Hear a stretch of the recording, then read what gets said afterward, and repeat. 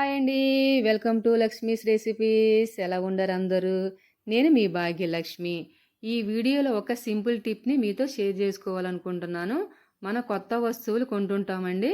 Plates కానీ bowls కానీ వీటికి ఉన్న స్టిక్కర్స్ తీయటం చాలా కష్టంగా ఉంటుందండి. నేను ఎలాంటి రిస్క్ లేకుండా వీటికి ఉన్న స్టిక్కర్స్ ఎలా రిమూవ్ చేసుకోవచ్చో ఇప్పుడు నేను మీకు చూపిస్తానండి. ముందుగా మనం పొయ్యి వెలిగించుకోవాలి. పొయ్యి వెలిగించిన తర్వాత ఈ బౌల్ని పొయ్యి మీద పెట్టుకోవాలండి. ఇట్లా బౌల్ పొయ్యి మీద పెట్టుకున్న తర్వాత 2 సెకండ్స్ మనం ఈ బౌల్ అనేది వీటెక్కాలండి. వీటెక్కిన తర్వాత మనం ఆటోమేటిక్గా ఈ స్టిక్కర్స్ అనేది ఈజీగా రిమూవ్ అవుతాయండి. ఇట్లా చూసారుగా, ఇట్లా ఈజీగా రిమూవ్ అవుతాయి. ఇట్లా ఈజీగా రిమూవ్ అయిన తర్వాత కొంచెం దానికి ఈ బౌల్కి కొంచెం గమ్ అనేది ఉంటుందండి. ఈ గమ్ముని కూడా మనం ఎట్లా రిమూవ్ చేసుకోవచ్చో నేను ఇప్పుడు చూపిస్తాను. ఏమీ లేదండి, ఆయిల్ తీసుకుని ఒక డ్రాప్ ఆయిల్ ఈ బౌల్లో వేసుకోవాలండి.